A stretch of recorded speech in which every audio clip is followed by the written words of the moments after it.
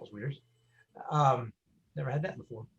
Um, so it's a major city that Paul is in, um, and we'll just pick up here then with verse 1. Somebody want to read for us? Let's read 1 through 4. After this, Paul left Athens and went to Corinth. There he met a Jew named Aquila, a native of Pontus, who had recently come from Italy with his wife Priscilla, because Claudius had ordered all the Jews to leave Rome. Paul went to see them, and because he was a tent maker, as they were, he stayed and worked with them. Every Sabbath he reasoned in the synagogue, trying to persuade Jews and Greeks. Okay, so Paul comes to Corinth and meets two people who are going to be pretty important to him, Aquila and Priscilla. And he meets them. Why? Why does he run into Aquila and Priscilla? Why are they here in Corinth? Kind of like refugees. Yeah, like refugees, because this edict that Claudius, who was the emperor of Rome at the time, Claudius had ordered all the Jews to leave Rome. It's kind of interesting. There's a historian, a Roman historian, Suetonius, who writes about Claudius's edict to expel all the Jews from Rome. And there seems to be some debate about whether it was actually all of them, but it was a large number of them in any case. And Suetonius says that the problems came about because of some demonstrations and some protests and some unrest among the Jewish community about someone, or at the instigation of someone named Chrestus. And so a lot of people read Suetonius there and think that maybe what's gone on is there has been a dispute about Christianity in Rome. Chrestus being sort of a misunderstanding of Christ as a name instead of a title. And so some people speculate that what Suetonius is referring to is some sort of dispute between the Jews and the Jewish Christians in Rome, who were struggling over Jesus and over what it meant to be a Jew and what it meant to be a follower of Jesus and Jesus' identity. That's not for sure, and there's some other explanations that probably make just as much sense, but it's an interesting possibility anyway. Acts doesn't say that. Acts doesn't say it was a dispute over Christianity that led to the expulsion of Jews from Rome, just that Claudius had sent them all out. Table over there, I believe. Can everybody hear me okay? Yes. Yes. Okay. Must just be at my house then.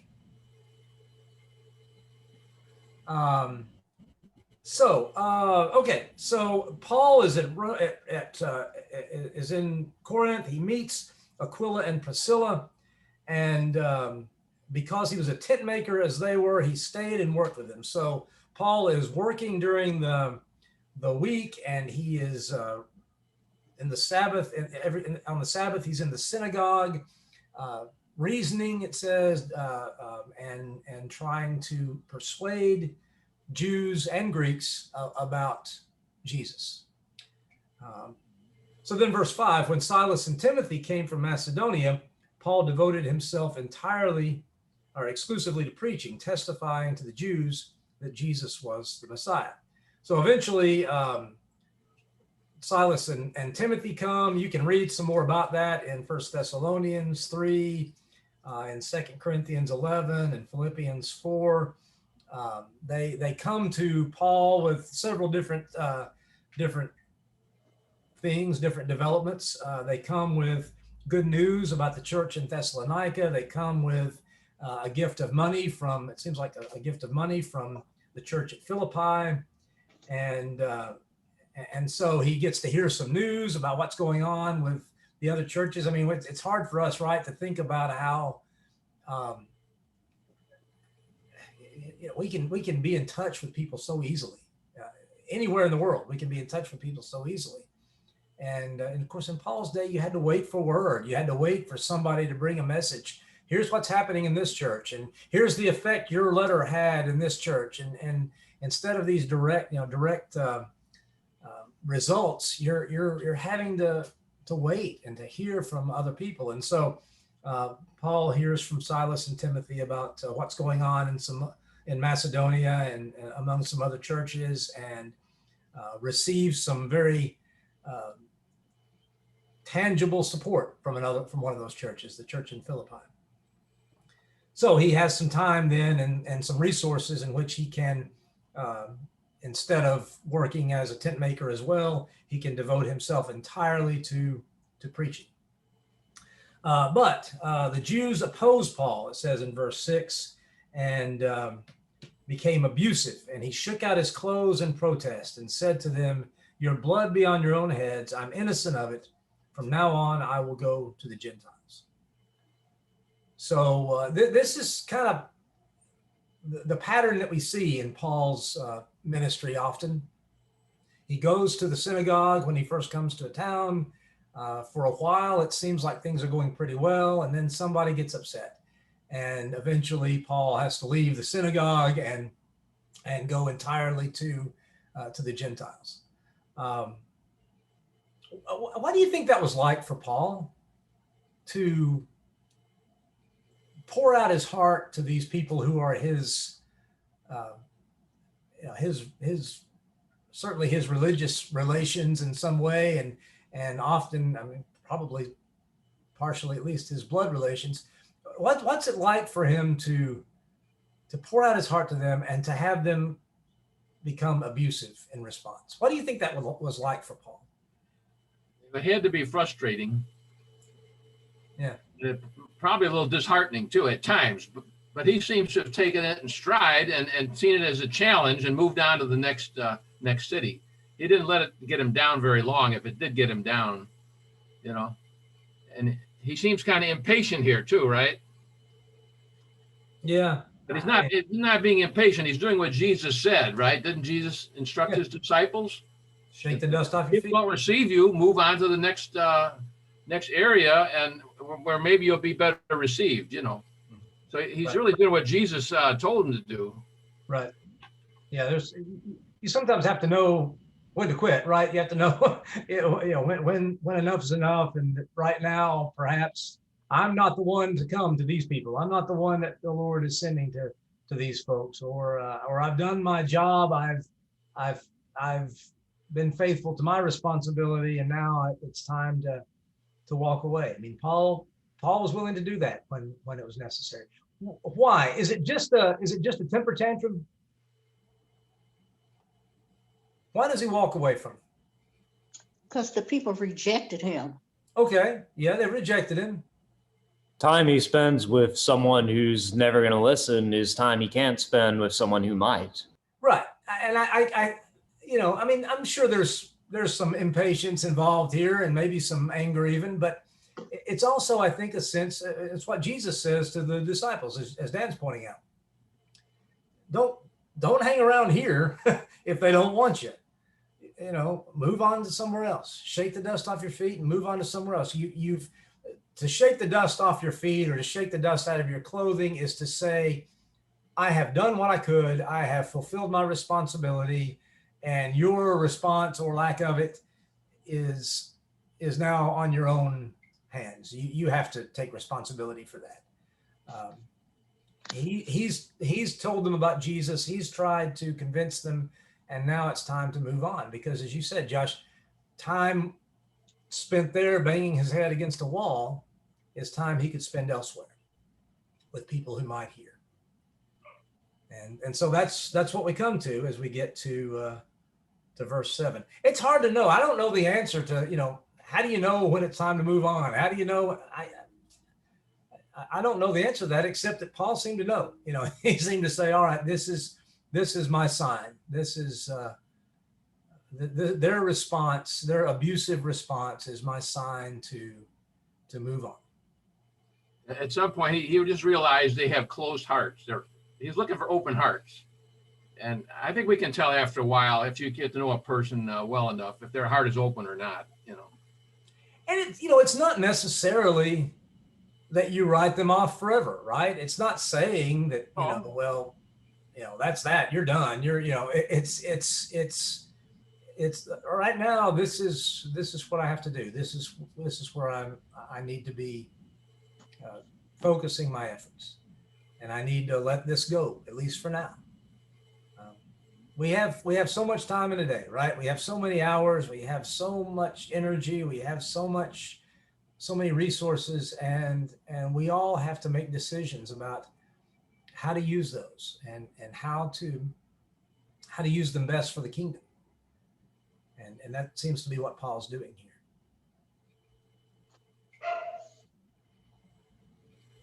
So he decides, I'm going to go to the Gentiles, the Jews, the Jewish community. I've done what I could. And so I'm going to go to the Gentiles. So he leaves the synagogue and goes next door to the house of Titius Justus, a worshiper of God. Crispus, the synagogue leader, and his entire household believed in the Lord. And many of the Corinthians who heard Paul believed and were baptized. So it's not a total loss, is it? No. Crispus believes. The synagogue leader and his family believe in Jesus. Titius Justus, who is apparently the worshiper of God, is the phrase that's usually used to refer to a Gentile who has all but converted to Judaism, but usually it's circumcision where they stop short or something like that. They kind of say, yeah, I'm not ready to do that. I'm not ready to go there. But I believe in God. I believe in the God revealed in the Old Testament. I believe in the God of Israel. And so Titius hears Paul and believes, and Paul begins to use his house as sort of a center for his work.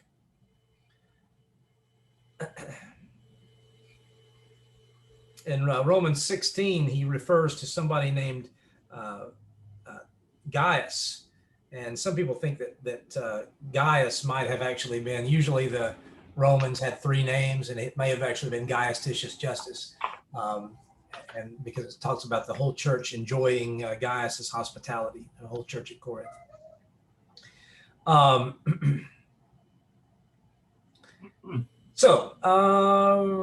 Somebody want to read for us? Again, you have the pattern, right, in Acts that we see. The household, many of the Corinthians who heard, believed, and were baptized. It's interesting. In 1 Corinthians, of course, Paul says, God didn't send me to baptize. Doesn't mean that he didn't baptize. It just means that wasn't his job, dunking people in water. He said, I don't remember who all I baptized in Corinth and who other people baptized. It's not important. But this is the response you hear in Acts. You see in Acts come continually and consistently, to hear, to believe in the word of the Lord, and to be baptized. Somebody want to read for us 9 through 11.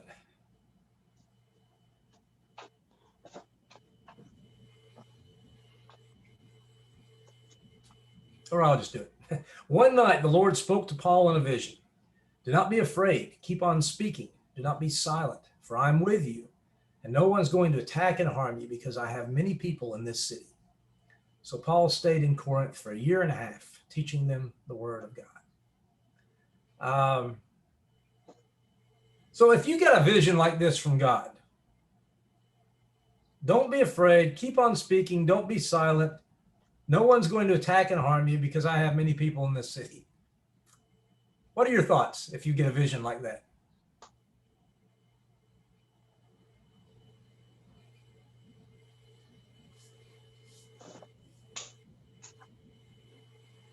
Because in Acts, the vision acts as sort of an introduction to what comes next. Well, that maybe people are going to start coming after him. Yeah. And maybe physically try to harm him. Yeah, I mean, he's not had success in some ways, or it's been mixed. He's had some opposition for sure, and the Lord says, keep speaking, don't be silent. I have many people in this city, and yeah, I think in Acts it certainly it certainly introduces this next episode we're going to see, where there is some pretty serious opposition. But God says, keep speaking, don't be quiet, don't let this opposition that you faced and that maybe you're going to face, don't let it silence you. I have many people in this city. I always like that phrase. I have many people in this city. And it's true, is it? I mean, most places that you'll be in your life, you're going to find people. Evidently, Paul didn't know about those people. They were out there, but God's telling them, hey, they're out there. You'll get to meet them eventually. Right. And it doesn't necessarily mean, already people who are already Christians. Just, I've got people, I've got people here who will believe and who will respond favorably to what you're saying. And it's not a lost cause. I read that and I think of Elijah, right? I'm the only one left. They've killed all your prophets and I'm the only one left, and now they're going to kill me too. And what does God say to Elijah in response to that? Do you remember? Look over there. Yeah, he says, only one. I don't remember the number off the top of my head, but it's like, I don't know, 5,000, 7,000. I got people. 7,000. I've got people. I got plenty of people in Israel. You're not alone. You think you are, and sometimes we feel like we are. God says to Paul, you're not alone. I've got people in this city, and there are people in this city, and there are people wherever you're going to go in your life, the Lord will have people there. And I just think that's a comforting thought that God's at work in all this. And this is what we see in Acts, by the way. God is at work. And who are God's people and where are they? And you see that pop up again and again in Acts, and you're going to see it here in Corinth. Who are these people that God has, and how does God use them to help us? So I think the lesson is look for the people of God who are around and who will support you and encourage you and help you. Certainly at your church, but also elsewhere. I think somebody said something and I stepped. Yeah, it was me, Patrick. I was just going to say that Christians don't mature overnight. Yeah. And we, our character changes as we grow closer to the Lord. For sure. Mm-hmm. For sure. Sometimes you might not recognize the people God has for a while, but they're there. and that's the Lord working in us. Right. To change us. And in them, Mm-hmm. But I just think that's kind of an encouraging thought that maybe what we need to do is sort of recalibrate and look for the people God has around us, God has in our city, God has in our place, wherever we are.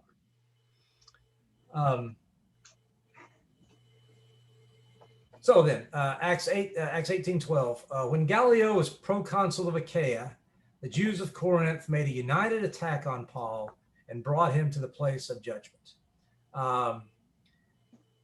Gallio, if you've ever heard of Seneca, who was a philosopher, Gallio was his brother. Gallio was in this position as proconsul in Achaia from the late 40s to the early 50s. He didn't serve for very long, but we know he was there from about 49 AD until 51 or 52, something like that. And so this is one of the places in Acts where you can kind of date exactly, within a year or two, exactly, the time frame. And so this is we're at this point, we're in about 50 AD when Gallio was proconsul of Achaia. Um, so the Jews of Corinth come to him, it's a formal attack. They bring him to the Bain, which is the judgment seat. The Roman official in a town would usually have one of those built in maybe the public square, where people would come and cases can be decided in a public way. And so, what do the Jews accuse Paul of? And the illegal religion. Yeah, basically, so under the Roman Empire, there were illicit religions and legal religions. Judaism was a legal religion, but what the Jews are saying is, because Gallio doesn't care about a theological dispute or a dispute over the interpretation of Scripture, that matters not at all to him. They come saying, these guys are preaching an illegal religion. They're saying in effect that Paul and the Christians are not Jews at all. They're preaching this illegal religion, and they're sort of using Judaism as a cover to do so. Verse 14 then, just as Paul was about to speak, Gallio said to them, if you Jews were making complaint about some misdemeanor or serious crime, it would be reasonable for me to listen to you. But since it involves questions about words and names and your own law, settle the matter yourselves. I will not be a judge of such things. So he drove them off. So Paul has just had this vision, right, about God having people in this city. Well, who are some of the people in this city? One of them seems to be Gallio, right? One of them, not a Christian at all, couldn't care less about their little dispute, but God's using him in this case to help Paul and to save him from whatever would have come next.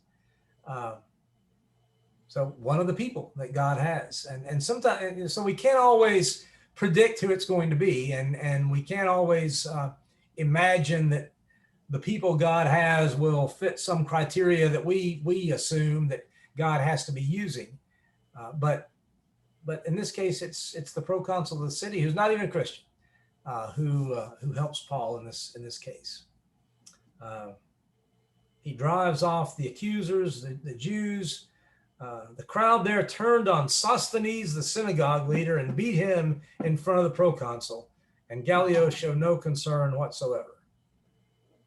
Why did they turn on Sosthenes, the synagogue leader? Is he the same one where it says the synagogue leader and his household believed in there's different names? Different guy, I think. Seems like a different person.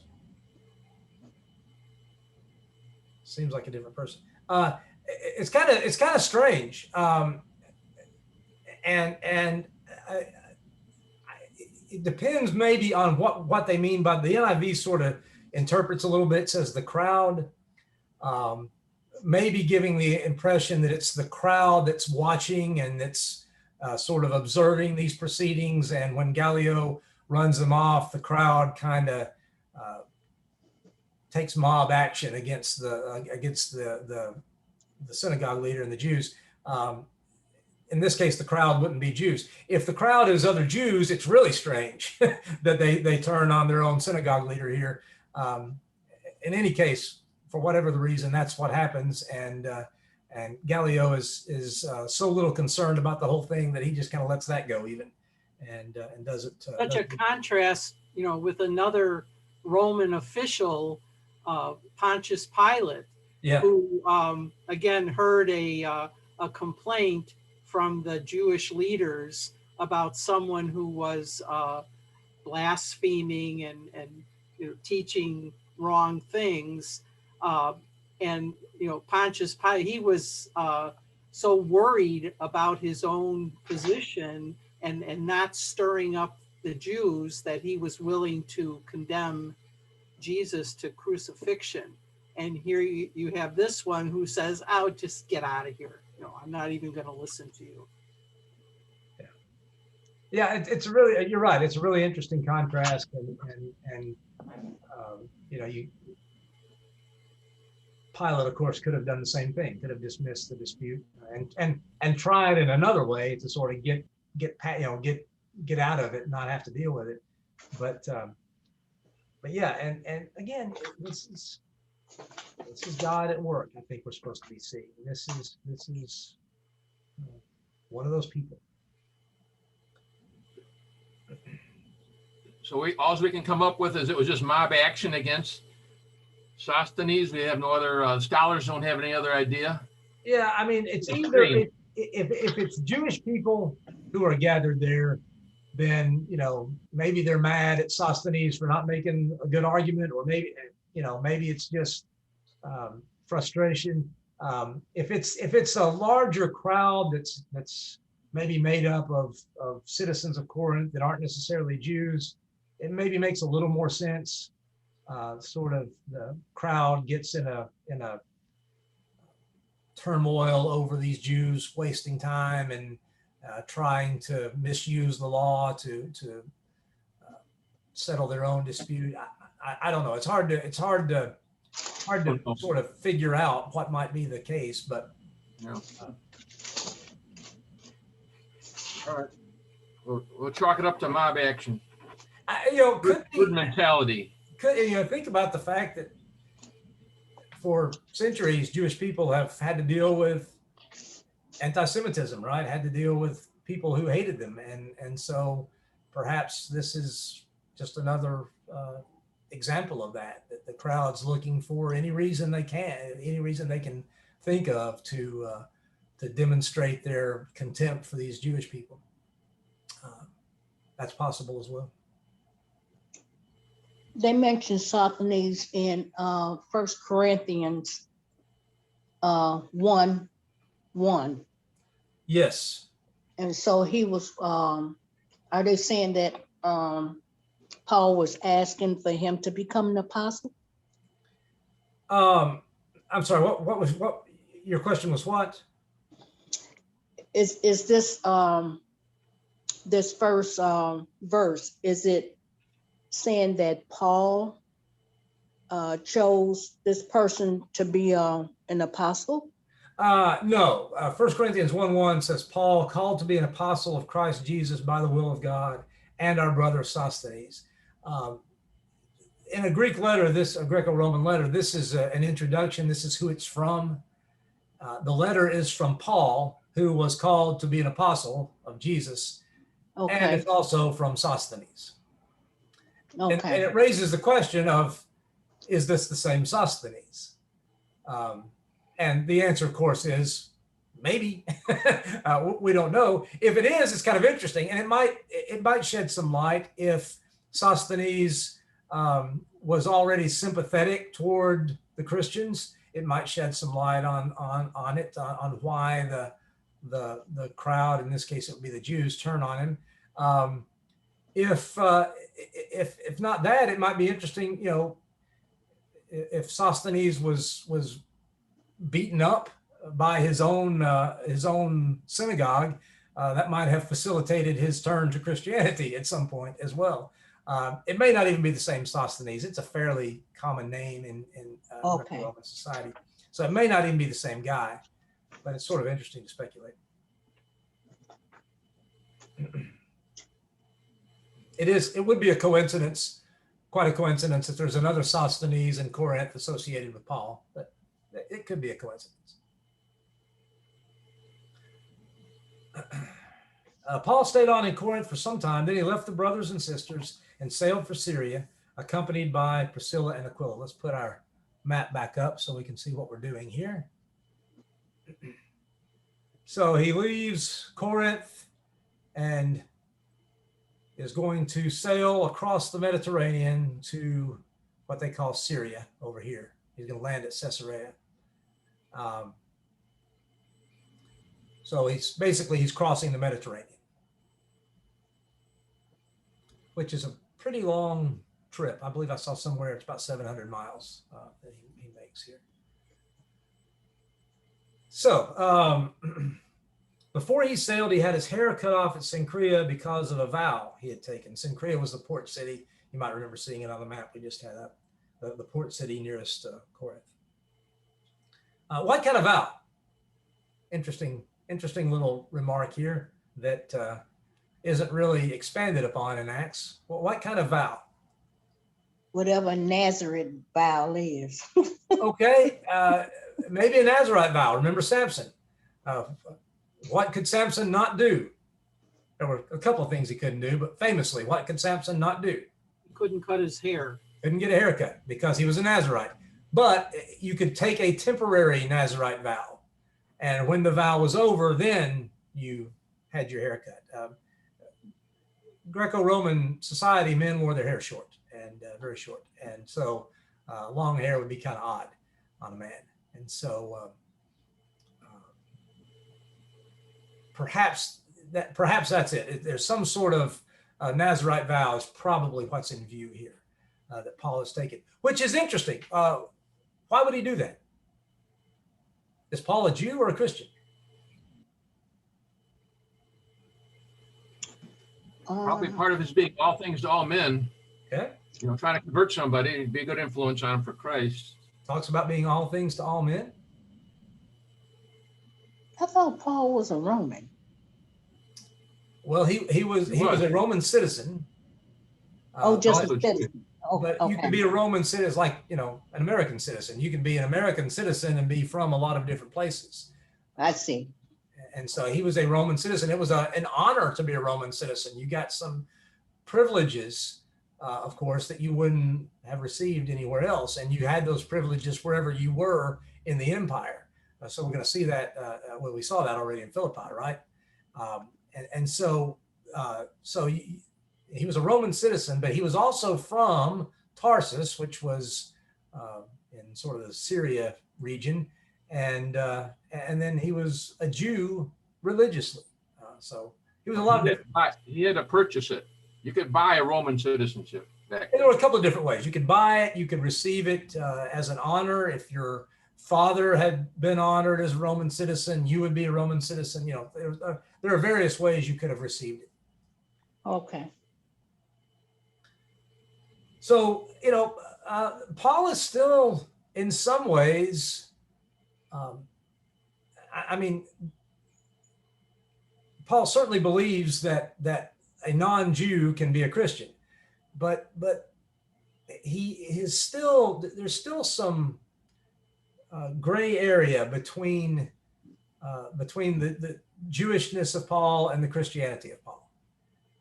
He's a Jewish Christian, and he doesn't mind identifying himself from time to time when it's helpful to the gospel. He doesn't mind identifying himself as a Hebrew of Hebrews from the tribe of Benjamin. He doesn't mind talking about that part of who he is. He just doesn't believe that that Jewishness is the ethnic Judaism is where salvation lies. He believes salvation is in Jesus for anyone, for the Jew first and also for the Gentile. And so this seems like a way that Paul is sort of in some way or the other still connected to his Jewish heritage. Yeah, he was the apostle to the Gentiles. Right. So that's kind of strange. Yeah. You think Peter would have been the apostle to the Gentiles? Well, Paul was a Roman citizen, right? I mean, you could see, if you're just thinking from a strictly human standpoint, why would Jesus pick Saul? Pick Saul. He's a Roman citizen from outside the Holy Land, outside Israel, originally, who's a Jew and a Pharisee. So he's got his foot in a lot of different places, and he's got a little, he's sort of cross-cultural already, and so a lot of credit cards. What's that? It's like he had a lot of credit cards, Right. Different areas. Yeah.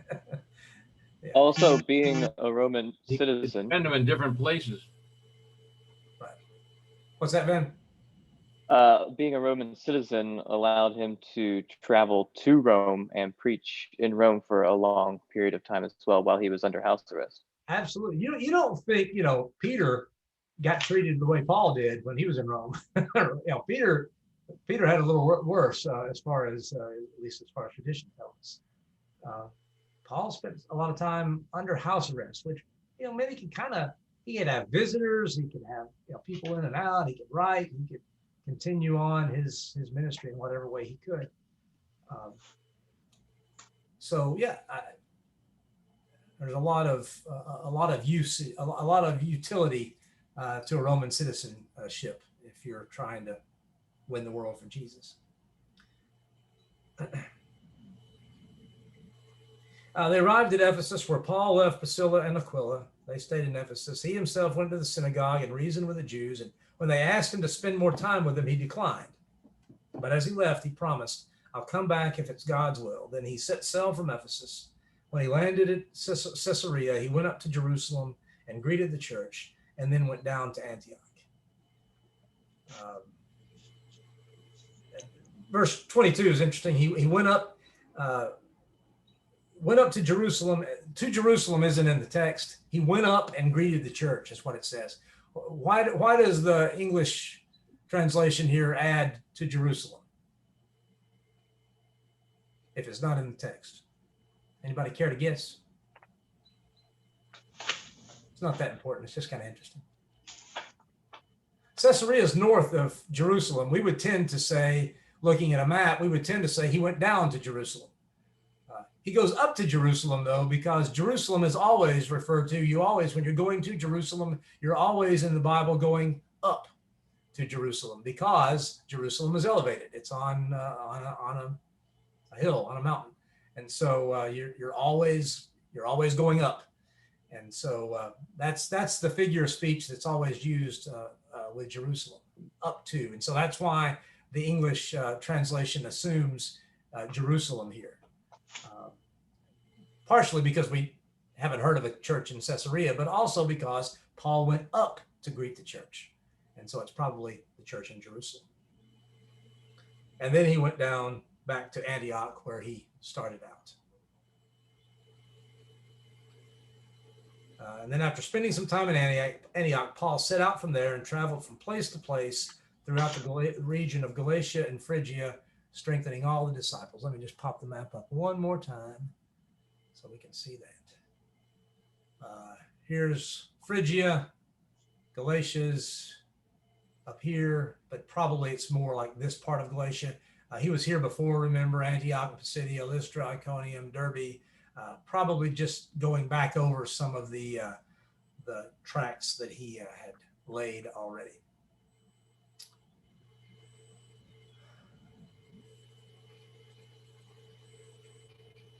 Any other thoughts or comments? I'm just struck again by how God is at work in Paul's ministry here, and at work among the people around him. And he comes to Corinth and he meets Priscilla and Aquila, some of God's people, right? He meets Titius Justus and can go and teach in his house when he's thrown out of the synagogue, some of God's people. Crispus, the president of the synagogue, some of God's people. Gallio, the proconsul, the head of the big cheese in the region, some of God's people. And so again, throughout all of this, God is sustaining Paul as he goes through this work. And I'm just remind us, let's look for God's people. Let's look for the people God has around us, and see the way God uses them to help us and support us and encourage us in the things that we do for his kingdom. Yeah, well, all through our study today, Paul's been with Priscilla and Aquila, right? Yep. Can you imagine spending that much time one-on-one with Paul? I mean, he had to be doing a lot of mentoring during that time. I'm sure he was building them up to do some good work, So that's kind of in between the lines, but I guess can imagine it was quite an experience to be with Paul. and couldn't help but grow, and be mentored. I think Priscilla and Aquila were a big encouragement to him too. Sure. They were fellow tent makers. Yeah, they had something in common. Something to point out. It's also interesting that Priscilla is mentioned first. That's kind of often Priscilla is mentioned first, not always, but often Priscilla will be mentioned first in mentions of the couple, and that's kind of interesting. We'll see it next week when Priscilla and Aquila hear Apollos and invite into their home and explain the way of God more adequately. I think that's really interesting. Yeah, then they go out and do some mentoring too, see? So there's a theme of mentoring here, kind of, I think, in between the lines. It's going on, you know, and Paul, he mentored people wherever he went, you know that. Right. And we're called to do the same thing as we go through life too, mentor whoever we can. Thanks very much. Any other comments or thoughts? Good to see everybody. Coming to class, even though Alan didn't. You're not going to lead a song? I am not. Oh. Nobody wants that. Not on Zoom. I am nowhere else. Does anybody want me leading the song? All right. we'll put the songs on hold for 1 week. Okay. So Matt can get back. Okay. Everybody have a blessed Sunday. You guys have a great Thank you. Sunday. Good to see you all. too. Good luck. Okay. Bye, everyone. Bye. Bye. Bye.